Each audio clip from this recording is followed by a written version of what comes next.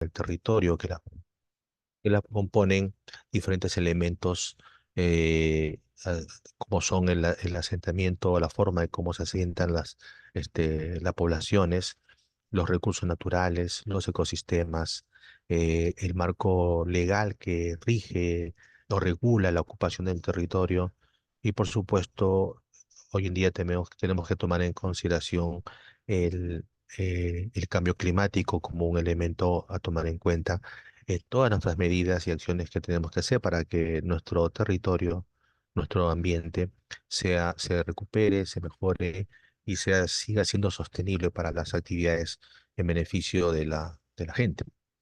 Entonces, como ahí está, ustedes lo pueden ver, vamos a hablar de la recuperación de los ecosistemas degradados. Un aspecto que, que podemos empezar a hablar esta tarde es cuál es el marco conceptual que está referido a la recuperación de los ecosistemas. Entonces, ahí vamos a señalar que hay algunos aspectos claves respecto a la intervención en las áreas degradadas, ¿no?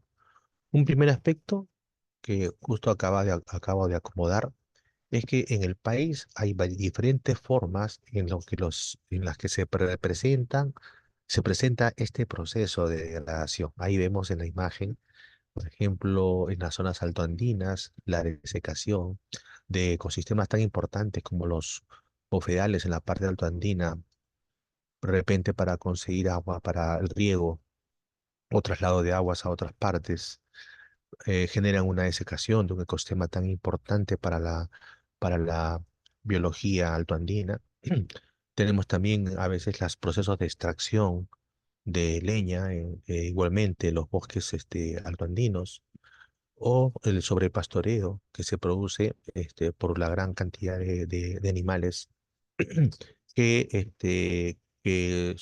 cuya población supera la capacidad de los pastos, ¿no? Entonces no alcanza los pastos para la cantidad de animales que se ingresan a pastorear este ecosistema. Pero también podemos decir que hay otros procesos, otras formas en las que se presenta esta degradación. Lo podemos ver, los incendios, por ejemplo, ocurren durante el año, a partir de junio hacia adelante, de julio, agosto, eh, van a empezar la época de incendios, la cobertura vegetal. Es un aspecto que también afecta a los ecosistemas.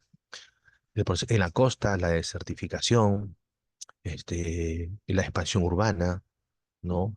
Son procesos también que degradan el ecosistema. Y en la parte amazónica, como podemos grabar en la parte inferior ya, tenemos pues algunas causas, ¿no? Como los cultivos agroindustriales, un cambio de uso, mejor dicho, en el territorio, en donde se cambian los bosques por áreas agrícolas, por un lado. Este, por otro lado, la minería ilegal, como ven ustedes en Madre de Dios, un caso muy patético, ¿no? Que está afectando grandes extensiones de bosques. La tala ilegal, es decir, la extracción de madera de valor económico, que va descremando, va degradando los bosques. Y la infraestructura vial, por supuesto que, como vemos en la imagen, eh, digamos, las vías de penetración en ecosistemas más o menos naturales o naturales generan luego el ingreso de las personas y un cambio de uso también en el territorio en estos ecosistemas. Y por supuesto, también tenemos algunas acciones ilegales. Lo que en buena cuenta podemos decir es que estos procesos, estas actividades que son resultado digamos, de las necesidades que tiene la población porque desarrolla actividades económicas. Estas actividades económicas generan un impacto en el ecosistema. Entonces, un elemento, y esta es una siguiente parte del marco conceptual que les quiero decir, para que podamos entender cómo es que en el país se ha pensado la manera en cómo intervenir en la recuperación de estos ecosistemas que han sido afectados por cualquiera de los factores que he señalado. es tomando en cuenta este modelo, ¿no? Acá lo que ustedes pueden ver, vamos a mirarlo detenidamente. En esta figura, aquí tenemos las condiciones del ecosistema. Cuando un ecosistema puede estar degradado o puede estar intacto, ¿no? En este eje sería la condición del ecosistema, intacto, degradado. Y por acá tenemos la funcionalidad, es decir, si funciona o no funciona el ecosistema.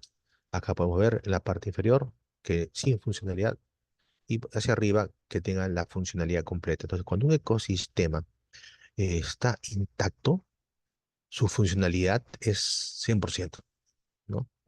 Entonces, y obviamente cuando un ecosistema está degradado, no tiene funcionalidad, ¿no? Esa es más o menos la lógica de esta gráfica. Entonces, ¿qué cosa es la degradación?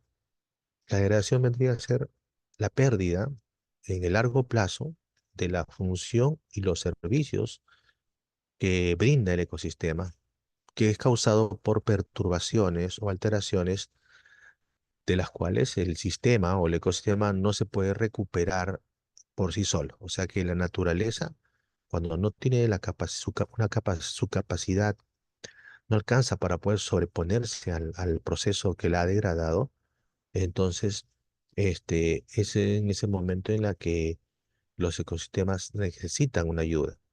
Entonces, en este gráfico podríamos decir que hay tres aspectos. Cuando un ecosistema apenas se ha alterado, ¿no? El ecosistema solito tiene su capacidad de regenerarse, tiene una capacidad de resiliencia, ¿no? Es decir, solo se va a regenerar sin ayuda. Esa es la capacidad de los ecosistemas, ¿no? De la naturaleza solo se regula. Pero también hay casos en la que en esta parte en este sector de la gráfica, ecosistemas que están sumamente degradados y han perdido toda su funcionalidad, estos ecosistemas no se van a recuperar solos. Tendría que haber una intervención humana, digamos así, para que puedan recuperarse. Pero el daño es tan severo que podemos hablar de que el costo de lograr una recuperación de estos ecosistemas sería tan fuerte, tan elevada, que seguramente no alcanzaría ni la economía del país para poder recuperarlo, como el caso, por ejemplo, de muchos sectores en Madre de Dios que han sido afectados por la minería. Creo que lo hemos visto por televisión, por imágenes fotográficas de este proceso. Hay un sector, vamos a hablar de la parte media de esta gráfica, en la que el ecosistema ha sido impactado, ha sido degradado a un nivel en que sí podría llevarse a un estado mejor, pero para eso necesita una ayuda, o sea que la regeneración de ese ecosistema tendría que ser asistida, es decir, que el hombre tendría que poner de su parte para que puedan recuperarse estos ecosistemas. Y de esto es lo que básicamente vamos a hablar con mayor profundidad de cómo el Estado en el Perú estamos trabajando para hacer esto, para lograr esto.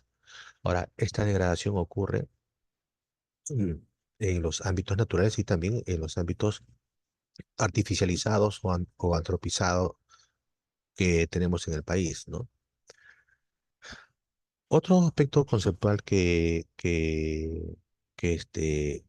me gustaría que también ustedes conozcan y que es parte de lo que se viene desarrollando es que las Naciones Unidas, ya a nivel global, hay un aspecto muy importante que se han señalado y que tiene que ver con la forma, el enfoque en la que debemos abordar esta problemática, porque la degradación de los ecosistemas está ocurriendo en todo el mundo y es una gran preocupación a nivel global.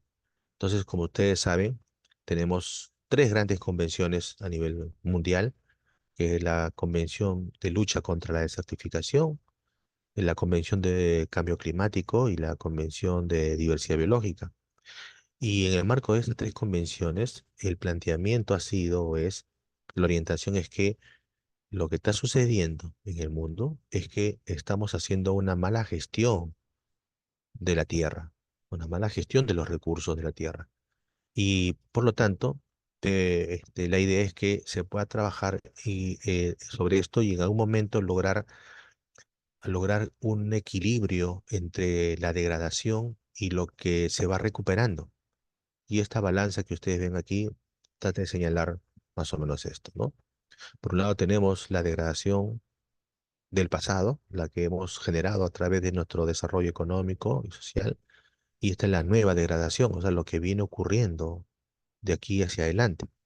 La idea es que podamos buscar un equilibrio, o sea, una neutralidad, y la pérdida sea neta, nula, o sea, cero, la pérdida neta, ¿no?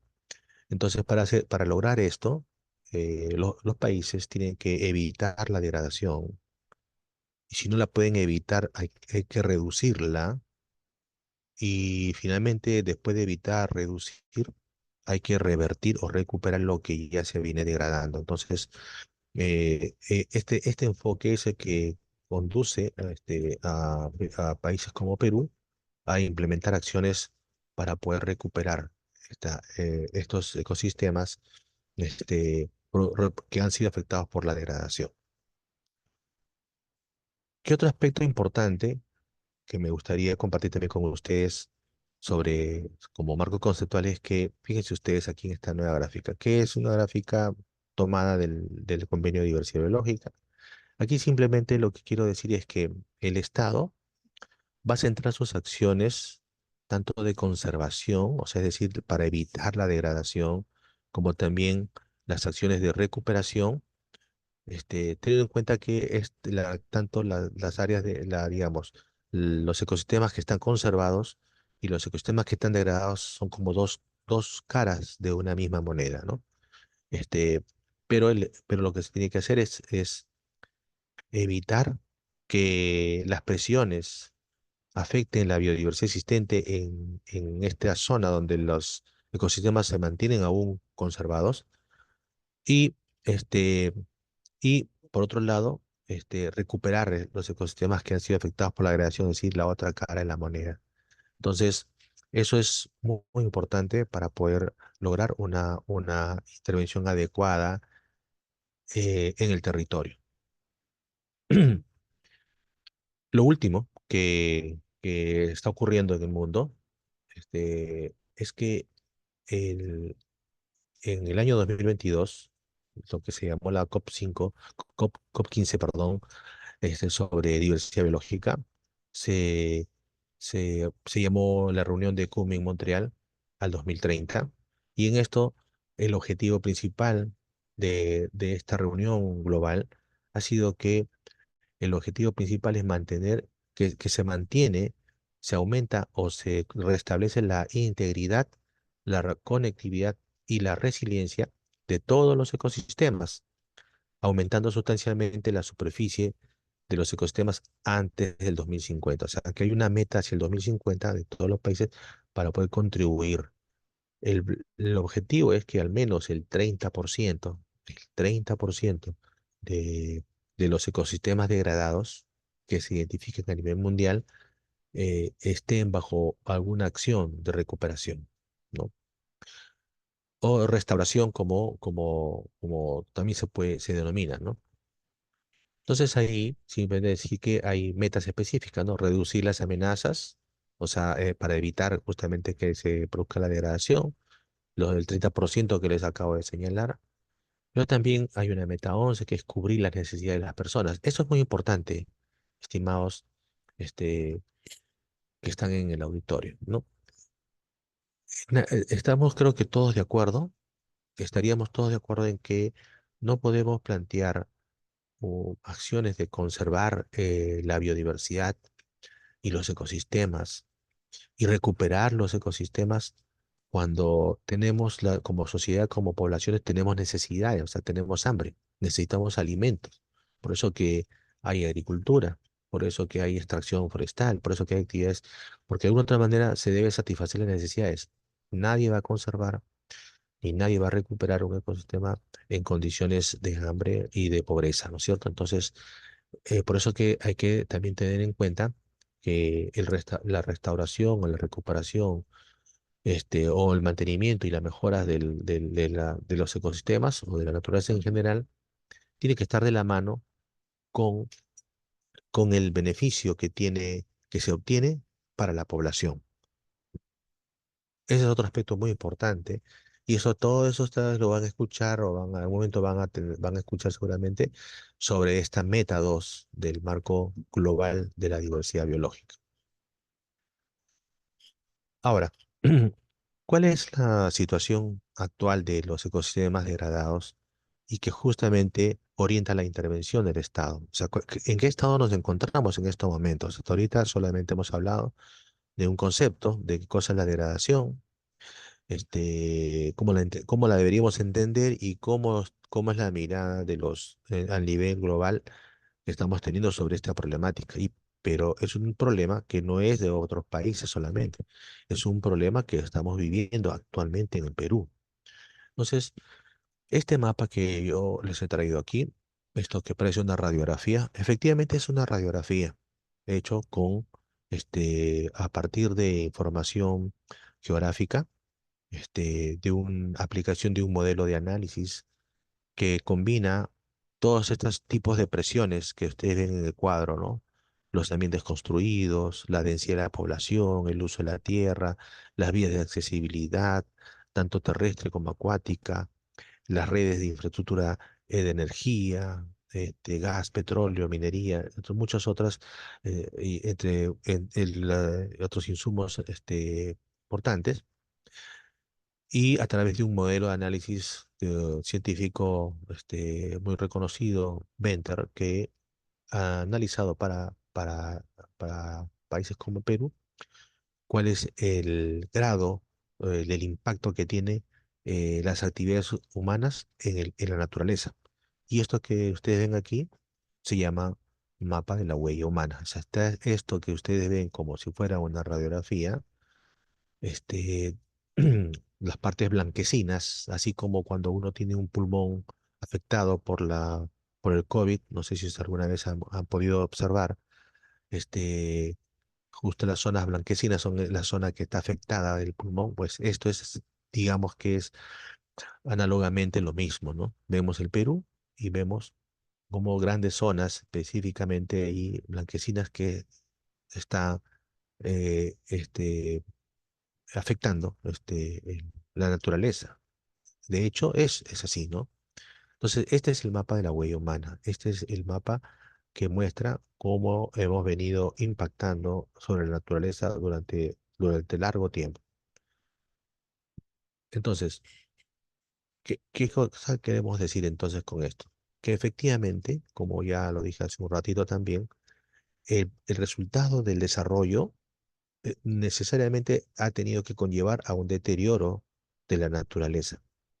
Es algo que no se ha evitado, ¿no? Entonces, es un aspecto que tiene que tomarse en cuenta, que se reconoce, porque ha sido necesario además hacer eso, ¿no? Lo que pasa es que no hemos medido los efectos que esto tiene, ni tampoco hemos tomado las medidas para poder compensar o recuperar este proceso, ¿no? Entonces, actualmente tenemos alrededor de unos 19 millones de hectáreas, más o menos el 15% del territorio nacional, que está afectado por esta degradación, o sea, que requieren ser recuperadas. Y más o menos un 18% del territorio nacional, más o menos 22 millones, son superficies o ecosistemas que mantienen su estado casi intacto, digamos así, o digamos que están funcionando adecuadamente, ¿no? Entonces, esa es la situación actual. Entonces, a partir de todo eso, hay un marco operacional, o sea, hay un marco que permite explicar cómo el país está abordando este problema, ¿no? Y para que no pensemos que lo que estamos hablando está lejos de lo que nosotros en nuestra vida cotidiana podemos tener, yo que muchas veces hemos visto, por ejemplo, cómo los, en varios lugares del país no hay agua. No hay agua, no hay agua. Ya en la zona de Lima, falta el agua. En zonas rurales, también, a pesar de que son zonas rurales y no hay urbanismo, también falta agua porque hay periodos de sequía enormes y también hay ámbitos que donde había agua antes ya no lo hay porque se han venido secando los acuíferos, es decir, los puntos donde se recarga el agua naturalmente y esa es agua que es la que provee para el uso de la gente, por un lado. ¿Cuántas veces no hemos visto por televisión que el incremento de los desastres naturales por deslizamientos, derrumbes, están ocurriendo ahora más que antes? Todo eso que yo estoy señalando son algunos ejemplos de cómo los ecosistemas han perdido su capacidad de seguir brindando sus servicios a favor de nosotros. No los hemos reconocido antes y hoy día estamos tratando de trabajar para poder recuperar esos servicios, ¿no? Y eso es importante. Entonces, ¿cómo se hace, cómo se está haciendo eso? ¿Cómo estamos empezando a trabajar ese tema desde hace unos años? Entonces, entonces ahí vamos a responder a la siguiente pregunta, ¿no? ¿Cómo se interviene para la recuperación de esos ecosistemas degradados, ¿no? Primero que nada, hay que decir que el Perú ya ha venido este, trabajando a partir de toda esta problemática identificada, no del año pasado ni del anteaño pasado, sino de hace 5 o casi 10 años atrás, se ha venido acomodando y arreglando todo el proceso de gestión ambiental para que los instrumentos como el Plan de Desarrollo Estratégico Nacional y en otros instrumentos de gestión que tiene el Estado puedan incorporarse estos objetivos y acciones que permitan abordar el problema, lo que no era antes, ¿no? Antes no teníamos nuestros instrumentos de gestión, no miraban de esta manera la problemática ni planteaban alguna solución. Pero hoy en día sí tenemos el Plan Estratégico de Desarrollo Nacional 2050 ya incorpora, por ejemplo, un objetivo nacional que está referido a gestionar adecuadamente el territorio de manera sostenible para prevenir y reducir los riesgos y amenazas que afectan a las personas y sus medios de vida, ¿no? Obviamente con el uso intensivo del conocimiento y las comunicaciones, reconociendo la diversidad geográfica y cultural en un contexto de cambio climático. Si se dan cuenta, este objetivo nacional que por primera vez aparece en este instrumento tan importante como es el Plan de Desarrollo Nacional, que ya permite avanzar más de manera más sostenible y segura todas las acciones que podemos hacer para poder lograr justamente este objetivo, tener un territorio sostenible y que prevengamos y reduzcamos los riesgos, ¿no? No solamente riesgos naturales, procesos de riesgos eh, solamente, sino que también lograr un uso intensivo de la naturaleza y un uso adecuado y sostenible. Entonces ya a partir de ese objetivo nacional ya se desprenden otros objetivos estratégicos y acciones, ¿no? Por ejemplo, la acción que ya está planteado en este instrumento que está vinculado a este objetivo nacional es que el Estado, el país, debe mejorar la provisión de los servicios ecosistémicos, implementando acciones de conservación, protección y recuperación de los ecosistemas. Ya con eso, ya da pie a que, por ejemplo, el Ministerio del Ambiente invierta o tenga acciones específicas en eso, ¿no? Y así es como que ya en otros instrumentos de carácter estratégico y de planificación se han venido incorporando estos elementos tan importantes. Pero ustedes preguntarán, ¿no? Bueno, esto es solamente aspiraciones, ¿no? Son objetivos. ¿Cómo es que eso se materializa en el terreno, ¿no? En el territorio. Bien, esa es una buena pregunta que yo supongo que ustedes están haciendo. Y yo voy a tratar de responder a esa pregunta aquí con esta gráfica nuevamente, ¿no? Sí, es cierto. Los planes son solo planes, son como aspiraciones, son objetivos que se quiere buscar pero a partir del cual es que quiere orientar el desarrollo del país. Entonces, desde el Plan Estratégico de Desarrollo Nacional hasta los planes sectoriales, etcétera, que tiene cada entidad del Estado, el único momento en la que se tangibiliza o se materializan las cosas es cuando eso se programa con presupuesto, pues obviamente, porque hay que gastar para poder hacer las acciones. Entonces, para eso está la entidades del Estado, como el Ministerio del Ambiente, y tienen sus programas, usan su presupuesto para poder desarrollar lo que se llaman los planes operativos. Estos planes operativos son los que implementan las actividades para lograr aquello que han trazado los objetivos nacionales, sectoriales, ¿no? Entonces, si bien es cierto, todo esto que yo estoy marcando aquí son las aspiraciones definidas, la forma en cómo se implementan las cosas es a través ya en la base, es decir, con el presupuesto. Entonces, eh, esos se llaman planes operativos. Ya no son solamente planes simplemente de aspiraciones, sino que son la manera en cómo se gasta el dinero para poder generar insumos, desarrollar las actividades, lograr productos, ¿no? Y estos productos puedan generar los resultados que esperamos hasta llegar al impacto general, ¿no? Que es lo que busca el Plan de Desarrollo Nacional. Ahora, el Ministerio del Ambiente, en base a toda esta situación que yo he señalado, y retrocedo una, dije, tiene su presupuesto, es decir, su programa presupuestal lo tiene su presupuesto, y ese presupuesto, para el caso del INAM, se llama Conservación y Uso Sostenible de Ecosistemas para la Provisión de Servicios Ecosistémicos.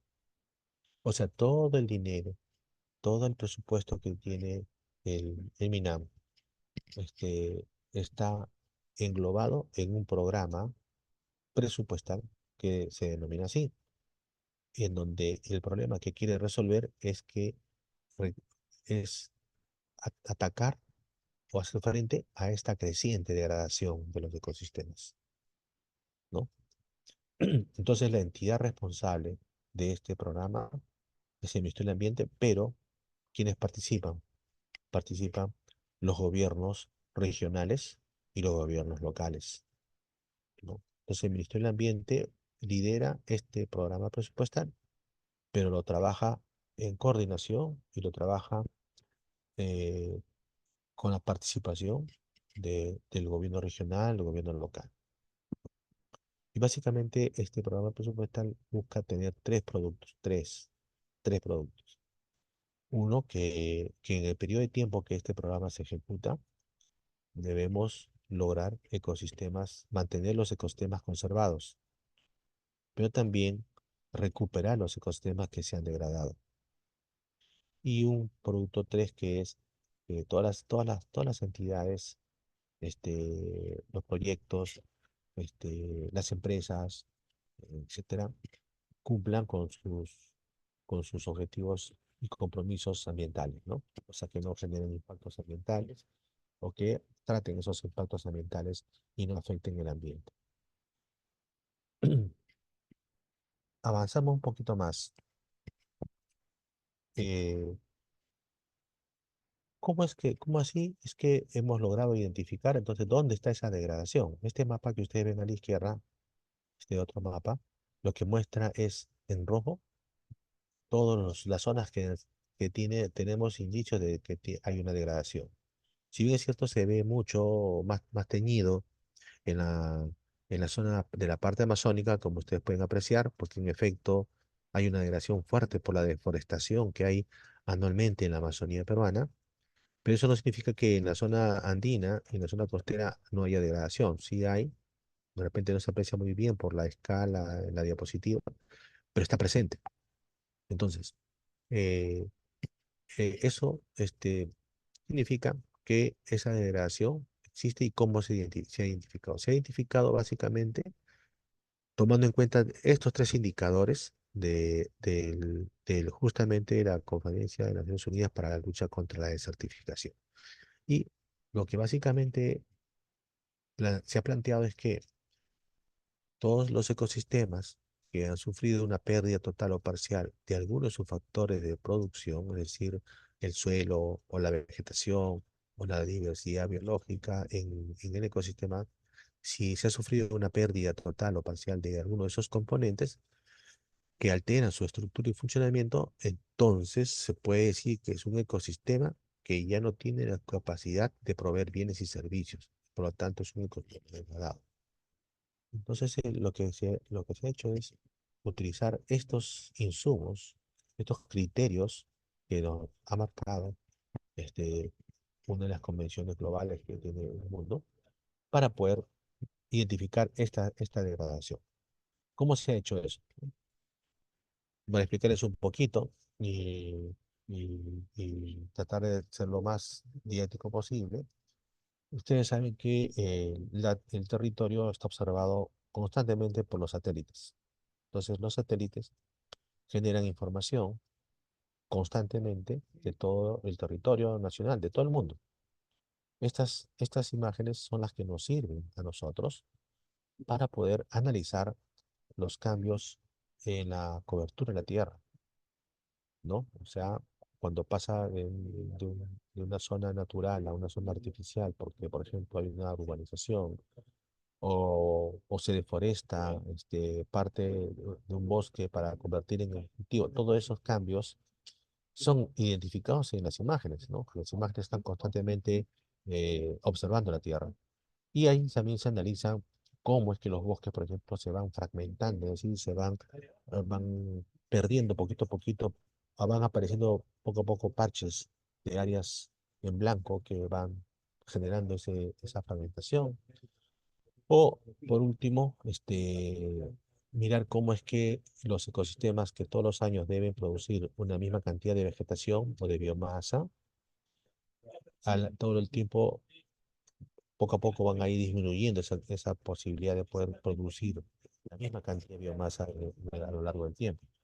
Entonces, de manera muy sencilla es la manera como hemos podido incorporar este aspecto, ¿no? En el análisis. Entonces acá vemos, por ejemplo, qué cosa compone esta información. Acá vemos la gráfica que seguramente ya conocemos, público, sale a veces por televisión y nos dicen, ¿no? ¿Cómo está la deforestación o la pérdida de los bosques? Y resulta que en el año 2022 se contabilizó que se han perdido 146.575 hectáreas en ese año, ¿no?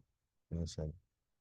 En el año del COVID, eso aumentó, fíjense ustedes, 203.272 hectáreas, porque ustedes saben que mucha gente se fue de las ciudades, regresaron a sus tierras, muchos de esos regresaron a sus ámbitos naturales y ahí generaron más deforestación. Y eso volvemos a decir, ¿no? Es que la gente necesita vivir, la gente necesita comer, por lo tanto necesita cultivar y por lo tanto necesita quitar una parte del bosque para hacer su campo de cultivo. Pero eso que es positivo para, para la gente también tiene un impacto sobre la naturaleza, ¿no? Entonces, todo es recíproco. Igualmente en la zona costa y sierra también ocurren cambios, ¿no? Menos fuertes que en la parte amazónica seguramente, pero ocurren cambios. Y en la misma, en los mismos bosques, como vemos aquí, una animación, en los mismos bosques, este, se puede identificar los lugares en donde van apareciendo pequeños parches vacíos, ¿no? Que muestran que los bosques se van fragmentando también, ¿no?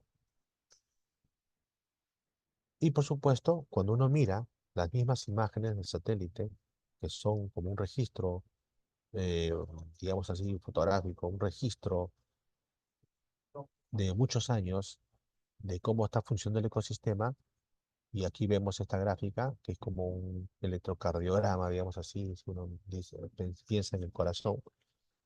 eh, ¿Qué cosa estamos viendo? Cómo es que es un ecosistema, o sea, uno de estos cuadraditos que se llaman píxeles, este, cómo es que a través del año 2000 hasta el 2014, cómo ha venido funcionando.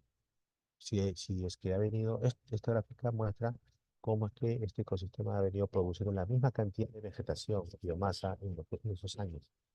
Y lo que vemos ahí es que eh, hay una tendencia negativa, ¿no? Una tendencia negativa de esta productividad. Y ese ecosistema, aun cuando no ha perdido su cobertura vegetal, sí podemos decir que ha perdido funcionalidad por la misma medición, ¿no? Todo este proceso, todo este trabajo que yo estoy mostrando se hace en el Ministerio del Ambiente, se analiza, ¿no? Y se va determinando, ¿no? Dónde están esas áreas que ya no están trabajando o no están funcionando adecuadamente. Y en el terreno, en el campo, eso se puede ir graficando también, porque se comprueba en el campo que muchos elementos, como por ejemplo, vemos aquí una zona de los bosques secos en Paita, en el año 2005 y en el año 2018, como mucha esta cobertura vegetal se ha perdido o se ha reducido más que perdido, porque sí aparecen, sí están, pero se ha reducido, ¿no? Y es porque hay extracción de árboles, ¿no? Que, que se, se relaciona con estos cambios que hay en el tiempo, ¿no? Igual, por ejemplo, acá podemos ver un ecosistema un bofeal en la parte andina, ¿no? Nuestra quebrada de Caihuanca. Este, vemos, por ejemplo, en el año 85 este bofeal, en la misma época, está robusto, con bastante densidad de vegetación. Esta es una imagen que se llama imagen de índice normalizado de vegetación, o DDBI, y nos muestra la actividad fotosintética, ¿no? Y como vemos en el año 2000, esa actividad fotosintética se ha disminuido sustancialmente, y en el 2018, perdón, mucho más, ¿no? Y eso en el campo se observa, ya se puede ver en el mismo terreno, cómo se manifiesta esa degradación, ¿no? Entonces, eso viene ocurriendo con muchos ecosistemas. Finalmente, uno incorpora todos estos elementos en una base de datos manejados a través de los sistemas computacionales para poder determinar, ¿no? Integrar toda la información y determinar esa degradación. Todo ese trabajo se publica constantemente. En el Ministerio del Ambiente, en la dirección donde yo trabajo, se publica cómo va cambiando, fíjense ustedes aquí, desde el año 2015 como año base hacia el año 2022, cómo es la dinámica de la degradación por ecosistemas, pero también podemos mirarlo por departamentos, etcétera, ¿no? Y como dije también al principio, la tendencia de la degradación no es que se está deteniendo. Lamentablemente por ahora no podemos decir eso.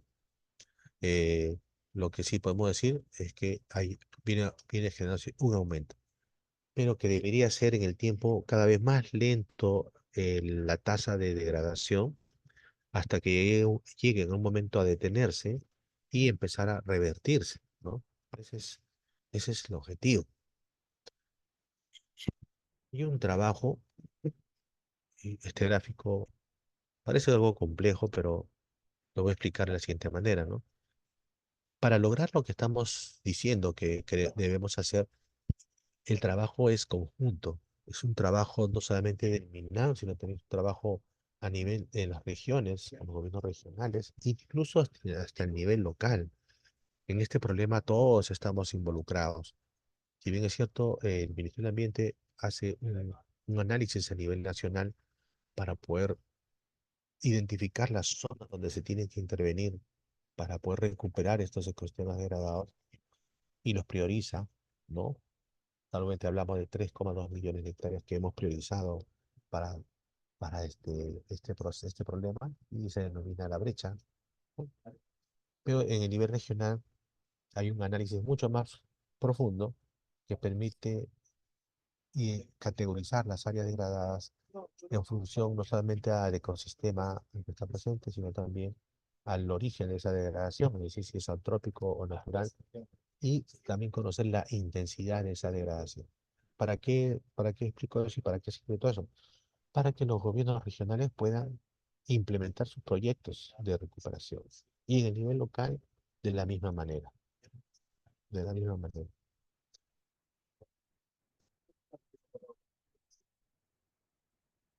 Ahora, dicho todo esto, ¿no? Como ya hemos visto, la parte conceptual y hemos visto la parte de cuáles son los elementos claves que nos permiten identificar esa relación. Ahora, la pregunta es, ¿qué hacemos con todo eso? O sea, ¿cómo implementamos, ¿no? Las acciones de recuperación. Entonces, entonces aquí voy a empezar haciendo, eh, digamos, eh, una explicación específica, porque vamos a escuchar en el campo, vamos a escuchar en varios momentos, ya sea a través de las noticias, la reunión, los foros nacionales, etcétera. Vamos a ver que tenemos dos conceptos que se relacionan: el concepto de recuperación y el concepto de restauración, ¿no? Recuperación y restauración. Fíjense, yo todo el tiempo, si ustedes se dan cuenta, he venido hablando acerca de lo que es la recuperación. La recuperación. Pero también vamos a escuchar hablar de restauración. Y yo quisiera que ustedes se lleven el siguiente, la idea con la idea es inequívoca, ¿no? La recuperación de los ecosistemas es el fin, o sea, es lo que buscamos lograr a través de acciones de restauración y rehabilitación. ¿Bien?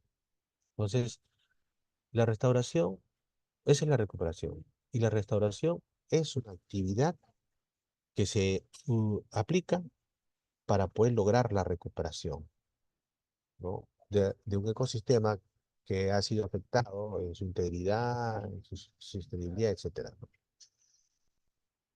Entonces, el Ministerio de Ambiente toma en cuenta entonces estas definiciones, porque un ecosistema que puede ser, digamos, rehabilitado, puede ser restaurado o puede ser remediado.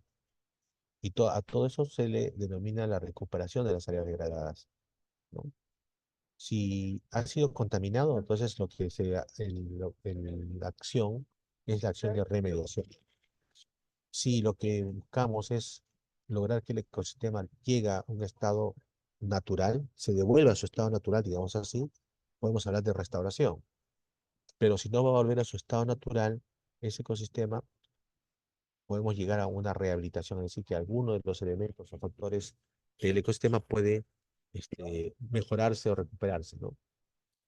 Todo esto que yo les estoy diciendo, de alguna u otra manera, tiene su respaldo en, en las normas que ustedes ven ahí, ¿no? Y también eh, señalar que el término recuperación que utilizamos nosotros comprende la restauración, comprende la rehabilitación, ¿no? Entonces, y todo eso está obviamente alineado al proceso de inversión pública. En este gráfico, también para poder entender el contexto mismo de los conceptos de recuperación y restauración, ahí vemos, ¿no? Esta es una gráfica de la Sociedad Ecológica, la Sociedad Internacional de Restauración, y ahí, aquí vemos, pues efectivamente, ¿no? Que lo que buscamos es la recuperación, el ecosistema, si fuera posible, lograr que el ecosistema se vuelva a su estado natural. Algunos ecosistemas pueden lograr eso. Si no, hay que hacer una recuperación parcial de los componentes de ese ecosistema. Entonces, empezando, no quisiera empezar al revés, pero o en todo caso hagámoslo de manera ordenada. Si queremos reducir los impactos de la sociedad, entonces tenemos que aplicar acciones de mejora, ¿no? ¿Ya? Si tenemos ecosistemas que han sido afectados por la contaminación, vamos a remediar, ¿no? Si queremos reparar algunas funciones ecosistémicas, ¿no? Podemos hablar de rehabilitar, ¿no? Y el ecosistema, cuando ya empieza a recuperarse a un estadio más o menos natural, ya podemos hablar de una restauración, ¿no? y así se recupere de manera parcial o se recupere totalmente, la acción del trabajo mismo para lograr esto se llama restauración ecológica. A ver, para que todo eso funcione, eh, el Ministerio del Ambiente ha previsto establecer la manera de, o sea, establecer la brecha, ¿no? Es decir, bajo qué concepto vamos a hacer el trabajo de recuperación de un ecosistema. Y eso significa que ha tenido que desarrollar un instrumento, una herramienta de implementación. Y esa herramienta de implementación se llama los indicadores de brecha para inversiones. En el caso de lo que estamos hablando, realmente tiene un- una tipología de proyectos que se llama inversión en ecosistemas, en donde el indicador que se desarrolla es el porcentaje de superficie de ecosistemas degradados que brindan servicios ecosistémicos y que requieren de recuperación. Para eso se han venido desarrollando varios tipos de herramientas específicas, herramientas metodológicas, ayudas, guías, ¿no? Ustedes pueden consultar, pueden descargarlo de manera gratuita y tener información para poder entender y de repente aplicarlo también, ¿no? Entonces, ahí tenemos varios, ¿no? Desde lo que son el mapa nacional de ecosistemas, el procedimiento de identificación, categorización y priorización de áreas degradadas, guías para el restablecimiento de la infraestructura natural, guías para poder evaluar el estado de los ecosistemas en todo sentido. Y también tenemos herramientas financieras, es decir, mecanismos mediante el cual los gobiernos regionales, los gobiernos locales puedan orientar sus trabajos, sus presupuestos de inversión para lograr estos objetivos que estamos hablando el día de hoy.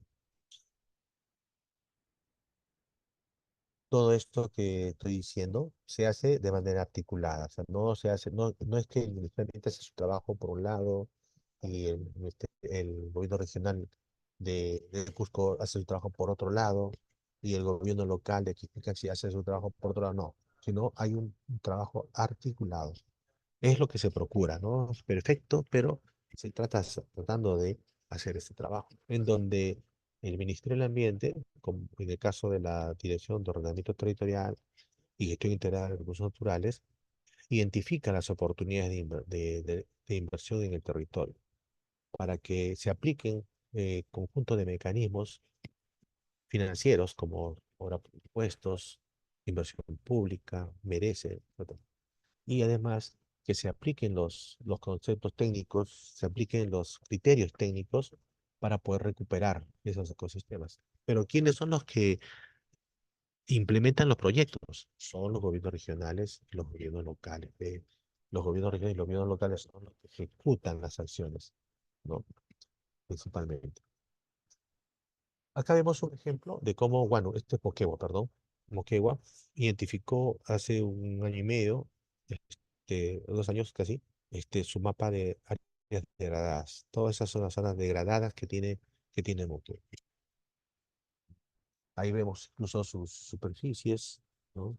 Que estamos hablando de más o menos 97.000 hectáreas degradadas en Moquegua, ¿no? Y acá tenemos otros ejemplos, en Moyobamba, por ejemplo, las áreas degradadas en una cuenca nos permite saber dónde está la fragmentación del bosque y dónde está la pérdida de los bosques y dónde hay tendencias negativas en la productividad primaria. Es una información que ya sirve de base para tomar decisiones de dónde atender esta situación. Ahí vemos una cuenca en Abancay, ¿no?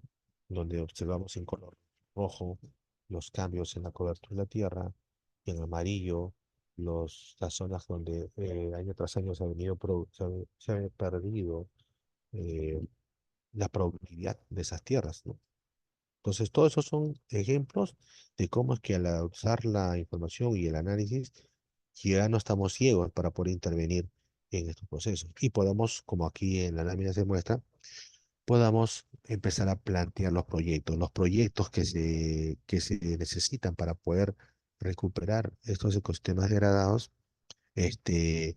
tienen su base principal en saber en dónde está esa degradación, ¿no? Eso es, ya no estamos a ciegas. Entonces, acá hay un ejemplo de los proyectos que hace algunos años se identificó en la cuenca alta del río Ica y Huancavelica, ¿no? Ya saben que la cuenca Ica y Huancavelica es muy particular porque la producción de mangos, de agroindustria, ¿no? Que se hace en la cuenca del río Ica, en la parte baja, tiene un trasvase de aguas de la cuenca del Pampas, ¿no? Que es cuenca del Atlántico. O sea, este, esa conexión, digamos así, ese trasvase de agua genera una zona de intervención conjunta en ambas cuencas, ¿no? Y en ellas se han priorizado una serie de proyectos que se han identificado. Proyectos que, como ahí muestro en la figura, que son ya, vamos hablando de las medidas, cómo es que se hace la recuperación. A través de, por ejemplo, si vemos la parte inferior, vemos un ecosistema del bofeal. En este caso es un bofeal que se llama Muyok, en la parte alta de la laguna Choclococha en Huancavelica, que está degradado, ha sido afectado por la degradación y aquí se ha diseñado la forma en cómo mejorar el sistema de riego de estos bofeales para que no pierda el agua y puedan mantenerse.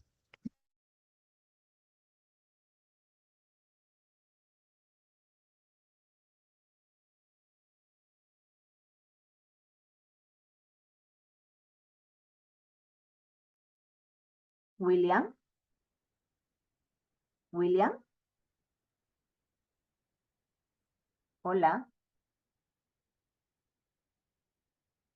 No se escucha, no se escucha. Buenas Sí, tardes. un minuto, por favor. Sí, estamos tratando de solucionar el problema. Un minuto, por favor.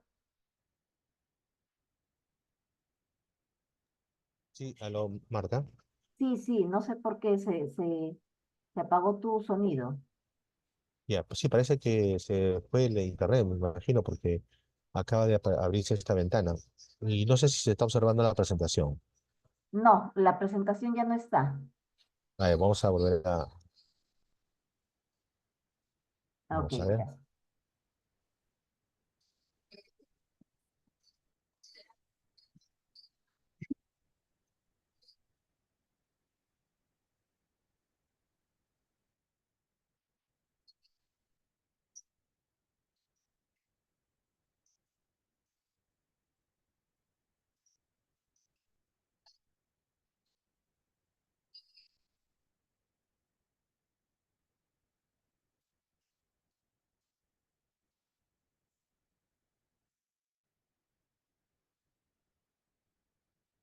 Ya.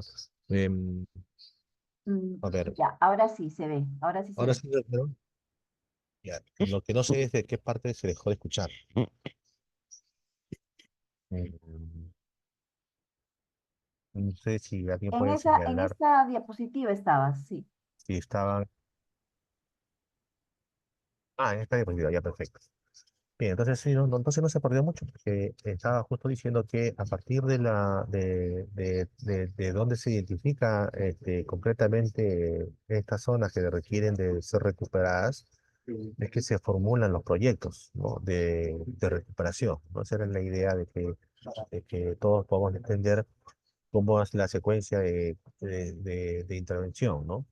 Entonces, ha sido muy importante saber qué cosa es qué cosa es la degradación. Es muy importante saber cómo es que a nivel global se entiende esta problemática como algo prioritario para todos. Y también hemos visto cómo es que cómo se ha logrado identificar este problema en el territorio concretamente, y ahora estamos explicando cómo es que los proyectos apuntan a resolver este problema en las zonas que verdaderamente requieren de este tipo de intervención, y además que, que estos proyectos beneficien a la población, ¿no? A la gente, pero a su vez recuperen el ecosistema y la preserven.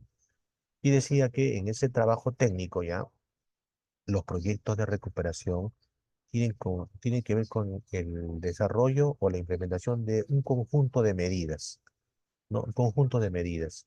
medidas que tienen que ver, como por ejemplo, recuperar un bofedal en la parte alta, de utilizar técnicas de riego específicas, de usar técnicas de almacenamiento de agua para estos ecosistemas para su recuperación y cómo es que hay una visión integral del manejo de esta problemática, teniendo en cuenta que recuperar un ecosistema, como en este caso el bofedal que aquí yo estoy marcando, ¿sí? ¿No? Implica también un manejo de los ecosistemas vecinos, ¿no? Que no necesariamente son bofedales, son otros ecosistemas, pero tiene que haber un manejo integral, ¿no? Porque ¿no? Todos estos proyectos que se valorizan, se identifican sus soluciones y se valorizan, deben ser desarrollados y deben ser incorporados a la lógica de la inversión. Tiene eso una secuencia. Ahora, eh, hace poquito, 18 de julio de 2024, o sea, hace unos días, ha salido publicado esta resolución ministerial 213 del 2024, en donde el Ministerio del Ambiente ha aprobado aspectos muy importantes y específicos de este indicador que el cual hemos estado hablando hasta ahorita, ¿no? Del porcentaje de ecosistemas degradados que brindan servicios ecosistémicos que requieren de recuperación, ¿no? Y aquí lo que se ha logrado es incorporar un conjunto de servicios ecosistémicos que van a ser atendidos por parte del Estado. Estamos hablando del servicio ecosistémico de mantenimiento de la biodiversidad, del servicio ecosistémico de regulación hídrica, del servicio ecosistémico de control de erosión y del servicio ecosistémico de regulación de riesgos naturales, ¿no? Entonces, esos son los claves. Ahora, a ver, yo espero que esta parte de aquí en adelante no suene muy duro, pero a ver, todo creo que sí podemos entender que el MEF, el Ministerio de Economía y Finanzas, es el sector del Estado que, como es el administrador del dinero, ¿no? El que gestiona la economía del país, obviamente tiene este, eh, una serie de criterios para poder hacer que este tipo de proyectos basados en ecosistemas, en recuperación de ecosistemas, tenga una lógica de inversión. Y lo que yo le quiero mostrar en este gráfico es que ya nosotros, para lograr eso con el INEF, hemos identificado todas las unidades productoras, es decir, em, vamos a ponerlo de ejemplo, pues es sencillo. Una unidad productora es una entidad, o es una unidad que genera un servicio para la ciudadanía, ¿no? Entonces, por ejemplo, un hospital. Un hospital es una unidad productora. ¿Qué servicio brinda? Bien, brinda el servicio de salud. ¿Quiénes se benefician de ese servicio de salud? La gente. Cuando uno va al hospital, tú puedes hacer uso entras por emergencia, si te sientes muy mal, entras por emergencia. Entras a la unidad de emergencia y esa es parte es como decir, una parte, una producción, una área productiva del hospital, ¿no? Entonces, un proyecto de inversión pública puede intervenir en el área de emergencia para mejorarla, para mejorar ese servicio, ¿no? De repente comprando equipos nuevos, de repente ampliando la instalación, mejorando la electricidad, entre otras cosas, para mejorar ese servicio de emergencia, ¿no? ¿Cómo trasladamos eso que acabo de decir a los ecosistemas? Ese era el tema que se venía trabajando hace un tiempo para que estos proyectos de inversión en recuperación se materialice concretamente. Y entonces eso está establecido en este cuadrito. Espero que ahora con esa pequeña explicación del hospital se pueda entender. Digamos que el ecosistema es la unidad productora, es como si el hospital, por decir, el ecosistema eh, pajonal, ¿no? Pajonal de puna húmeda, o el matorral, o el bosque seco del norte, o el bosque húmedo en la parte amazónica, esa es la unidad productora. Pero esta unidad productora ese ecosistema va a tener áreas productivas. Y esas áreas productivas están en función al servicio ecosistémico que se brinda. Por ejemplo, el servicio de capacidad para brindar mantenimiento de la biodiversidad o el servicio ecosistémico o una parte de ese ecosistema tiene importancia porque brinda control de erosión o en todo caso también regula los riesgos naturales, ¿no? Así. Entonces, esa especialización de los ecosistemas son como en las áreas productivas. Es decir, es como en el hospital, en el caso de las zonas de emergencia, el área de laboratorio, ¿no? Son servicios específicos, áreas productivas de la unidad productora que es el hospital. Aquí en este caso es similar, ¿no?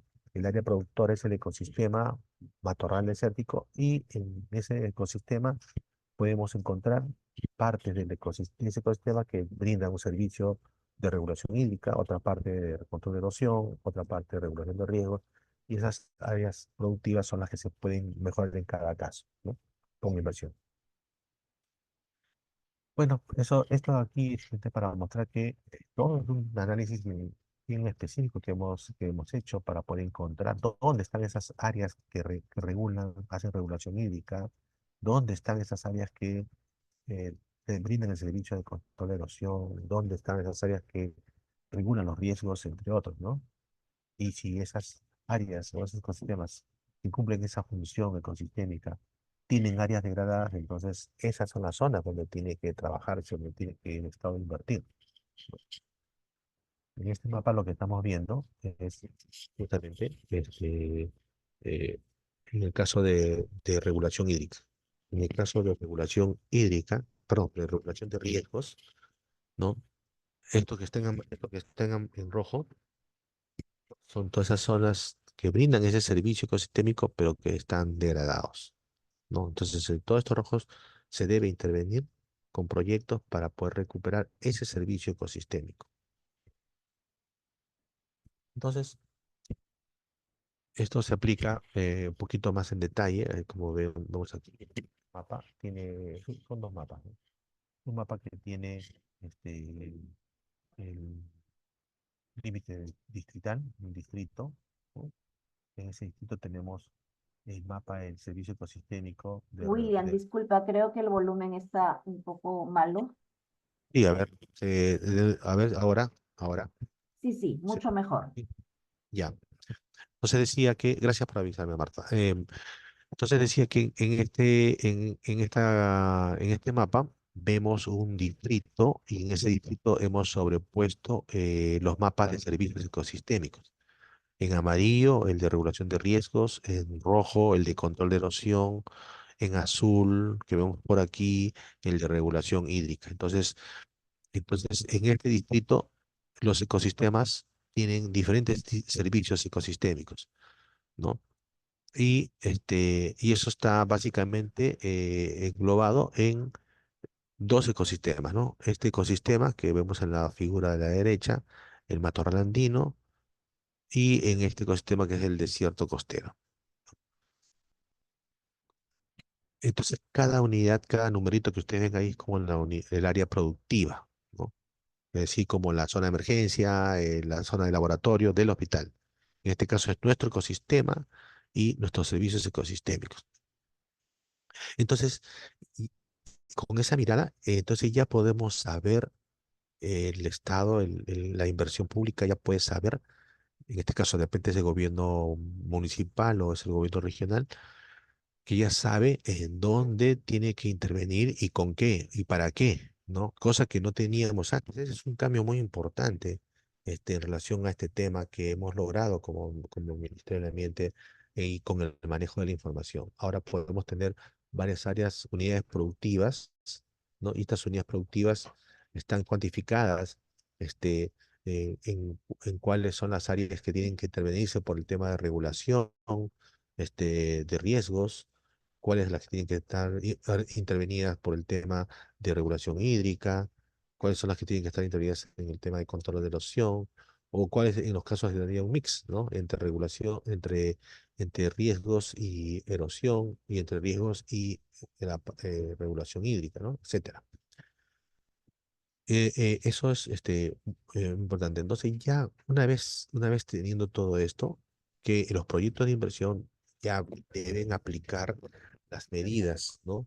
de intervención para poder recuperar esa infraestructura natural. Es decir, todo esto que hemos estado hablando de recuperación, tiene que ver con que, este, con que desde el punto de vista de los proyectos, ¿no? Me refiero al proyecto de inversión, ya no solamente vamos a invertir en infraestructura gris, es decir, caminos, hospitales, veredas, em, etcétera, infraestructura gris, sino también en infraestructura natural, ¿no? Infraestructura natural, que es la denominación que tenemos para poder poner en práctica los proyectos que estamos hablando. Y estos tienen medidas de infraestructura natural para recuperar la cobertura vegetal, medidas de infraestructura natural para poder controlar la erosión y estabilizar las laderas, medidas para el manejo, em, digamos, mm, manejo y gestión de la infraestructura natural general. Entonces, este gráfico no lo vamos a detallar mucho, pero te ven aquí un ejemplo nada más. Por ejemplo, para recuperar la cobertura vegetal, pues se puede hacer reforestación. Esta reforestación puede ser pura, puede ser mixta, puede ser nucleación. Se puede hacer revegetación. En los casos de la reforestación es en los casos donde hay bosques, pero donde no hay bosques se puede hablar de revegetación, ¿no? Puede ser por pastos, por sistemas de pastos o pastores con árboles, una combinación, ¿no? Pueden haber medidas principales como de ese tipo, pero también pueden haber medidas complementarias, ¿no? Clausura de praderas, enriquecimiento de los suelos, majadeo, terraceo, entre otras, ¿no? Y así, lo hemos escuchado seguramente mucho hemos escuchado, por ejemplo, de control de las cárcavas, de las terrazas de formación lenta, los andenes. Entonces son medidas de infraestructura natural. En este caso, serían para poder controlar la erosión, ¿no? Este, y también hay medidas que tienen que ver con que mejora la gestión de la gente, es decir, eh, tengamos la gente, la población que está en estas zonas de intervención de los proyectos, puedan sensibilizarse, puedan capacitarse, puedan tener asistencia técnica, entre otras cosas, ¿no? Y por supuesto, los proyectos tienen que tener sus partidas, un presupuesto que, que, es la que se materializa en los expedientes técnicos, ¿no? En los expedientes técnicos para los proyectos de inversión. Este es solamente un ejemplo de lo que pueden contener como partidas los diferentes aspectos de la recuperación y cada uno de ellos, por supuesto, tiene una forma de medir para tener un presupuesto bien elaborado sobre eso, ¿no? Ya casi para terminar, podríamos decir que el Ministerio del Ambiente, así como estamos este, viendo cómo lograr una buena recuperación de los ecosistemas a través de un conjunto de acciones, también tenemos que estar preparándonos, y de hecho lo estamos haciendo, para prepararnos con la finalidad de poder comprobar que la recuperación se va a dar de manera sostenible y la podamos medir, ¿no? Muy bonito está decir que vamos a hacer un proyecto, pero si ese proyecto no logra el objetivo, tenemos que reportarlo. Tenemos que reportar lo bueno y también reportar lo malo para poder saber cómo mejorar en el tiempo. Entonces hay todo un trabajo de monitoreo o seguimiento a la recuperación que esto se está construyendo en estos momentos, pero todavía no está. Se está construyendo un procedimiento para poder monitorear y evaluar la recuperación de los ecosistemas, ¿no? Que que lo vamos a tener pronto en este año, es una meta, ¿no? Finalmente, decir que todo esto que hemos hablado en este tiempo, apunta a lograr los objetivos globales, ¿no? Esos que marcados por las convenciones mundiales y también por el Plan de Desarrollo Estratégico Nacional, en la que lo que buscamos es lograr que en algún momento, señores, en algún momento esa degradación no se vaya, digamos así, no se exacerbe, no aumente, sino que logremos obtener una neutralidad, un equilibrio, ¿no? Un equilibrio en la que este, eh, vayamos deteniendo esta degradación en el tiempo y, por supuesto, cerrando las brechas que el país tiene definido para este propósito, ¿no? Con los recursos, digamos, no tan, con los recursos que se cuentan, hacer lo mejor posible. Estamos proyectando que al 2030 podamos lograr justamente esa neutralidad de la degradación. Y es el objetivo al cual nos hemos preparado, estamos trabajando durante varios años. Tenemos avances interesantes, importantes, que nos permiten justamente mostrar estos datos numéricos que permiten comprobar de que efectivamente podemos lograr ese objetivo, ¿no? En algún momento cerrar esa brecha. Bien, yo quiero agradecerles el tiempo y la paciencia que han tenido ustedes esta tarde de mi parte para escuchar esta presentación y creo que podríamos entrar a una fase de preguntas o consultas que ustedes puedan hacer. No sé si Marta así está considerado en este momento. Dejo abierto el micrófono Sí, para que... William, muchísimas gracias por tu presentación. Estaba muy interesante el tema. Aquí tenemos una pregunta de María Isabel Taboada.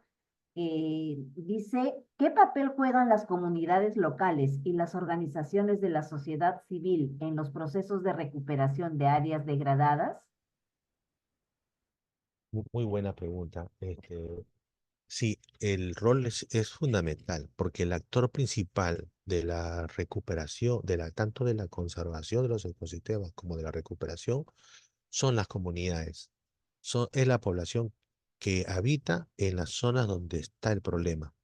Dije hace un momento, en un momento de la presentación, dije que no vamos a lograr una efectiva recuperación de los ecosistemas degradados ni una conservación si es que no están involucradas las poblaciones.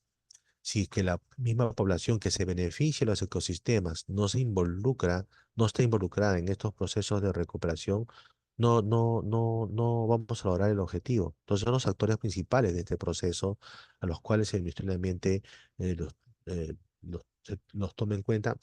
Se tome en cuenta a la hora de la implementación de los proyectos. Cada proyecto de recuperación tiene que participar y se tienen los mecanismos para que la población participe. Las comunidades campesinas, las comunidades nativas, por ejemplo, son un actor principal en la zona andina y en la zona amazónica, de acuerdo como corresponda. Entonces, esa labor es clave y cuando mostraba en la lámina esto que acá mostraba, voy a retroceder un poquito, creo que vale la pena aquí. Estas medidas de manejo de la gestión de la infraestructura natural ¿a quién está dirigido? A las comunidades que están involucradas, es decir, para sensibilizarlas, para capacitarlas, para darles asistencia técnica en todos los elementos claves para poder lograr esa recuperación. Entonces, es un hecho importante y gracias por la pregunta porque es la mirada que se debe tener. No sé si hay otras preguntas. Sí, siguiente pregunta de Kilder León Valencia. Dice, como promotor ambiental juvenil, ¿cómo puedo ayudar en estos casos, sobre todo al distrito? Ah, muy bien. Una de las cosas que debemos hacer en este caso es esto aquí, ¿no? Esto que estoy marcando. Muchas de las cosas que hoy hemos hablado, estimados, no se conoce así concretamente o podemos intuirlas, pero es importante que podamos transmitir de sensibilizar este, a, a los actores locales, ¿no? En estos temas, ¿no? Porque el cambio climático, por un lado, puede ser que digamos que no lo estamos sintiendo, aunque creo que todos de alguna manera sentimos que el cambio climático, por ejemplo, cómo ha ido modificando muchas de las cosas que eran naturalmente incomprensibles y lo entendíamos con alguna naturalidad y ahora ya no lo son. Eso está ocurriendo, pero lo importante de un promotor juvenil es que ayudar a entender esto a los demás, de transferir este conocimiento y de estos aspectos que estamos hablando, de esta problemática que tiene el Perú, sobre estos temas para que podamos sensibilizarnos más. Creo que ese es su primer aspecto, porque vuelvo a repetir, mientras la gente, la población, no esté sensibilizada, no se va a involucrar y no va a participar en la recuperación de los ecosistemas. Va a pensar que la recuperación de los ecosistemas es una acción más que tiene que hacer el Estado porque lo tiene que hacer, pero no es porque me está afectando a mí. Sin embargo, si le hacemos entender de que, de que el agua ya no tenemos tanta agua como antes, que ya no, nuestros suelos ya no producen tanto como antes, que la vegetación ha ido disminuyendo poco a poco, que, que, este, que están ocurriendo más incendios cada vez, que están ocurriendo más desastres naturales, que creo que lo vivimos, ¿no? Lo sentimos, pero si es que no le explicamos que esto es resultado de una degradación y que por lo tanto necesitamos colaborar y contribuir para poder recuperar y no evitar esa degradación y de repente implementar algunas acciones locales que muestren y contribuyen a mejorar ese ecosistema, no vamos a lograr el objetivo. Entonces, un promotor juvenil, con todo el ímpetu y con todo este, la voluntad de poder explicar estas cosas, le ayudaría Igual, ese mucho a programa esta es bien realidad. bonito, con estructura digital y que todo. Sí, bueno, quería cerrar esa parte diciendo que podemos usar todas estas imágenes, estas presentaciones para poder ayudar a la explicación de esto, ¿no? No sé si hay más preguntas o Sí, hay una comentarios. última pregunta. Dice, ¿cómo se puede educar y concientizar a la población sobre la importancia de la protección del ambiente? ¿Podrías repetir, por favor, la pregunta? ¿Aló, verdad? Sí, ¿lo escuchaste? Se te cortó un poquito, por eso quería que la Ah, ok, repitas. ok. Dice, ¿cómo se puede educar y concientizar a la Ya, población qué bueno. sobre la importancia de la protección del ambiente? Yo creo que la mejor manera que podemos educar a la gente sobre la protección del ambiente es con el ejemplo. Es- Este, Podemos pensar en implementar algunas acciones de recuperación como pilotos o como algunas acciones que podemos hacer en nuestro ámbito local, ¿no? En un momento determinado mirar los resultados de esto y ese ejemplo y esa demostración va a ser supremamente importante para poder a lograr el objetivo, ¿no? Entonces, de repente puede resultar algo difícil, ¿no? Podría resultar pensamos que es algo difícil, pero creo que en el hecho mismo de que podamos mejorar un área verde o mejorar un bosque o evitar o desarrollar algún tipo de terraceo en una zona de ladera, y reforestar de repente también, van a ser elementos que van a mostrar con el ejemplo que eso es un paso importante para poder recuperar los ecosistemas. Y cuando veamos los beneficios, se va a notar. Y eso va a ser algo demostrativo. Y, y es más, algo que creo que no había señalado, estamos pensando, estamos diseñando una forma en la que estas acciones de reforestación, de revegetación, de hacer acciones, ¿no? Diferentes acciones que están aquí, en esta lámina están explicadas aquí, puedan resultar también en un beneficio económico, ¿no? O sea, como un beneficio de un ingreso más para la gente, ¿no? Estamos desarrollando un piloto al respecto, ¿no? En la medida que la conservación y la recuperación puedan también significar un medio de vida para obtener beneficios económicos y por supuesto eso también va a ayudar a mejorar el ambiente. Entonces, yo creo que el ejemplo es algo muy importante, la implementación de algunas actividades demostrativas y que pueden ayudar justamente a ver el valor que tiene este proceso, ¿no? Por los beneficios que trae.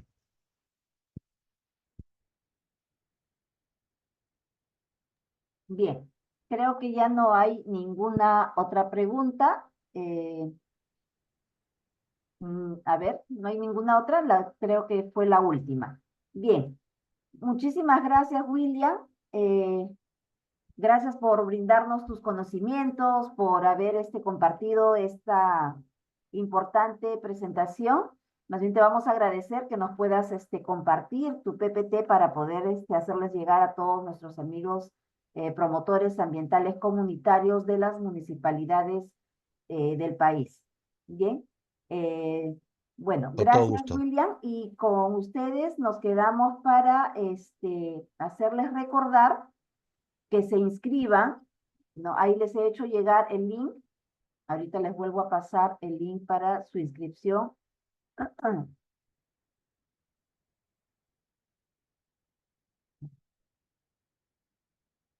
Ahí está el link de inscripción, por favor. A ver, tenemos inscritos a 99 y sí, bueno, en realidad se han inscrito todos.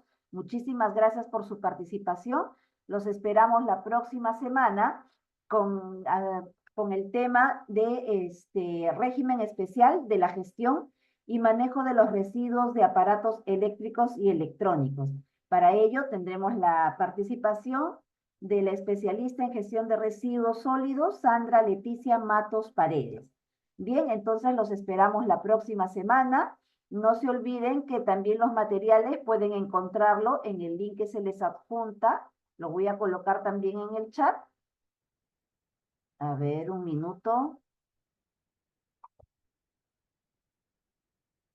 Ok, perfecto. Muchísimas gracias a todas y todos. Espero que pasen unas lindas fiestas. Y bueno, feliz día a nuestro país. Feliz día, Perú. Hasta el próximo jueves.